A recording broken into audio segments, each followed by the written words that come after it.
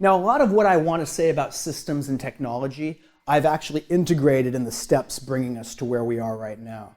Your accounting systems, the technology that you use to run your business. Basically, the advice that I want to give you here, and what I want you to keep in your mind as you start putting together your business, deciding the software, the hardware you're going to use, you want to look at a couple different things. One, you want to look at compatibility. How compatible are your systems with each other? If you have a POS system, right? If you're taking sales somewhere, does that speak to your accounting system? How does your accounting system speak to your credit card processing? How easy is it to process credit cards? Do you have terminals and you can swipe, or do you have to have the customer sitting there while you punch in numbers, right? What systems are you using? How compatible are they with each other? And how far can they go? How far can you grow with that system? There's also the trade-off a lot of times between looks and functionality. There's a lot of flashy looking systems out there that don't work so well. There's systems that work very well, but maybe they're not the most aesthetically pleasing. What's important where that system is going to be employed? There's also these days a huge trend towards cloud-based systems, running software from the cloud. So rather than install it in my computer, I'm going to run it in the cloud. Pros and cons to this. And the company that I run today, I founded it in the cloud. I've always run it in the cloud. It has always been cloud-based. That has helped me tremendously because of the nature of my company. I travel a lot and I can walk into any place on earth that's got a computer, and I can instantly, as long as it's got internet connection, I can bring up all of my programs and I can operate my computer, my company that way. In fact, in the early days of my business, I was living overseas when I incorporated it. And when I would come to America on business trips, I made the Mac shop my office. I would just go into the Apple store, right? And I'd sit down at their computers and work all day. And I would do that for a couple days in a row. And after the second or third day, when they were going for coffee, they'd say, "David, do you want one?" Right? Because I was just kind of like part of the staff. They knew I was there doing my business, okay? Because I had all my accounts in the cloud. Having said that, I have suffered in some functionality by having some of my accounts in the cloud. Cloud-based software sometimes is not as advanced as the desktop version, right, or the server-based version, and I've suffered where that's concerned as well. I've had to make the trade-off, and I've chosen the one that allows me to do business anywhere from any computer. Also, I'm a Mac guy. I use Apple computers and things like that. Well, what if I'm stuck somewhere without my Apple computer, where there isn't an Apple computer? Because I use cloud-based software, I can pull it up on any computer system. Okay, so you gotta, again, context, strategy, structure. Look at what you're doing. Choose a strategic approach to your software, and then choose the software that fulfills the strategy that you've decided on, the software and the hardware. And my last little note, my little free bonus is take advantage of the free software out there as much as you can. Credit card readers like Square that technically operate for free.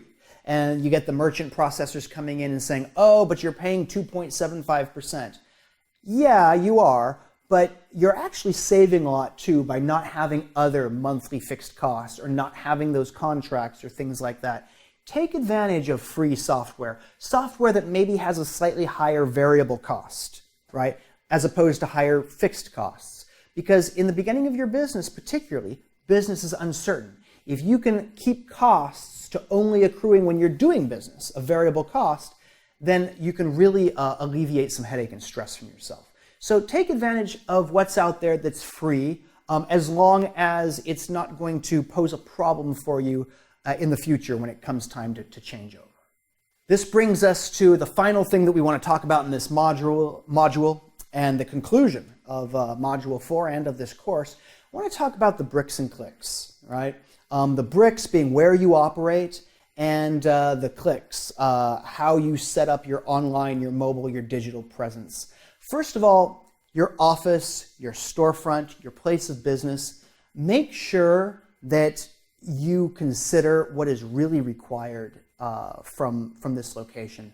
I'm a big fan of virtual offices, especially in the beginning. There's lots of companies out there that offer virtual offices. You can work out of your home because it's cost effective, and yet for the image and credibility and accessibility of your business, you've actually got an office building that you can use when you need to. Also, just the difference in having a physical address as opposed to a PO box, which with a virtual office, you'll have a physical address. This goes a long way with creditors, with suppliers, with customers, because they view you as having a solid physical location. The location of your physical location, the location of your office, are customers going to have to visit you? Do they need to visit you? If you're in retail like I am, the location is absolutely everything.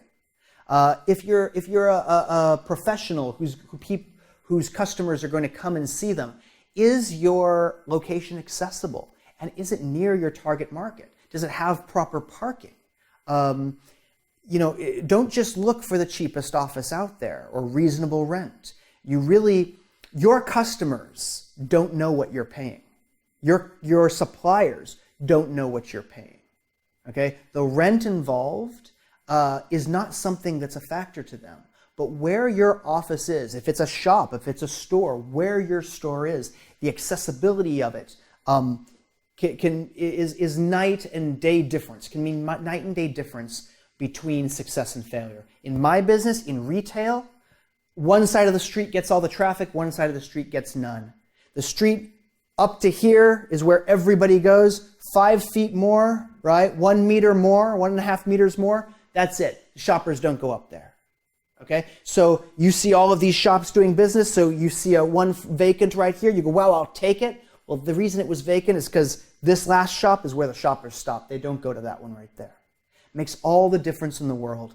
I could go on forever about this in terms of different businesses, and of course we don't have time for that here. So you need to use common sense, and you need to do your own research, and you need to know, what do I need out of a location? And is this location going to give that to me? The website. Okay, so now let's move on to the clicks. Your business in this day and age really should have a website.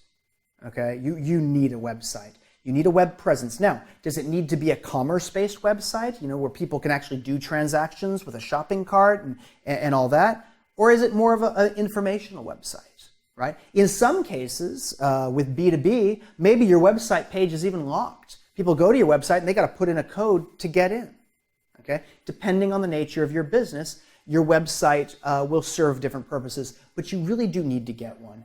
And you should get one as early on as possible. There's lots of great tools these days. I love Shopify for a commerce-based website. If you don't need it to be a commerce-based, you can simply go with Wix. Although with Wix, you can also pay and get a shopping cart added onto it.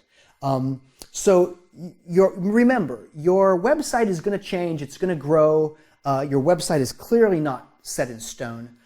In talking about the website, one thing that I always like to say is what you get out of your first website is your first website tells you what you want in a website. Okay? So don't spend too much money on it. Don't spend too much money on it. Before it's done, you're going to be saying, actually, what I really need is this. What I really need is that.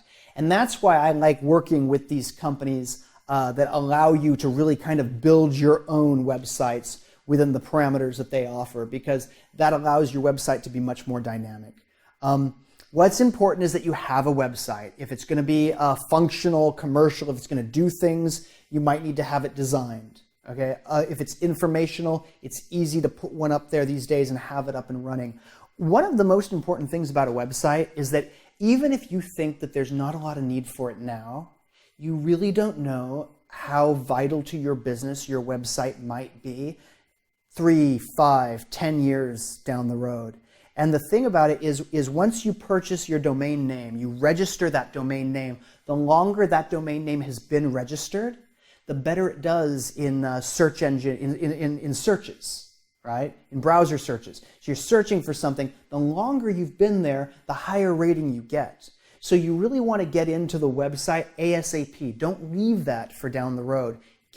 purchase your domain name, register your domain name, and put something up there, even if it's just a coming soon. Put something up there right away.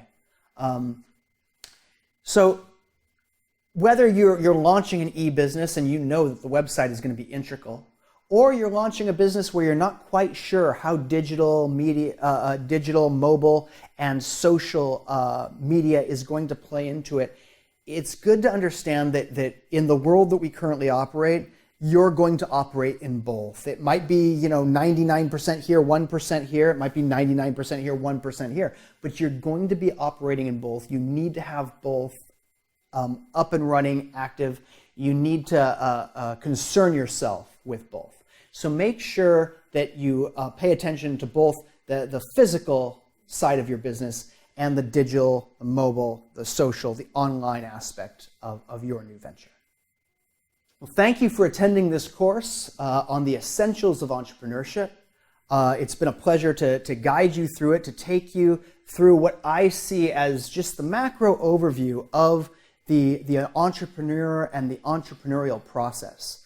I hope that through this, you've been able to identify some strengths that you have, and you can see where you've already done some things right and you're properly set off on the road. But at the same time, I hope that you've also been made aware of some issues that maybe you hadn't considered, or you realize you really need to tighten up or improve or get some more information on before you invest much more time, effort, or money into a particular project or venture. Entrepreneurship is an incredible world. It is not for the faint of heart. But it's a labor of passion. It's a labor of love. And for those of us who find ourselves entrepreneurs, I don't think there's anything else we'd rather do. I recently heard of entrepreneurs defined as those crazy people who'd rather work 80 hours a week for themselves so they don't have to work 40 hours a week for someone else.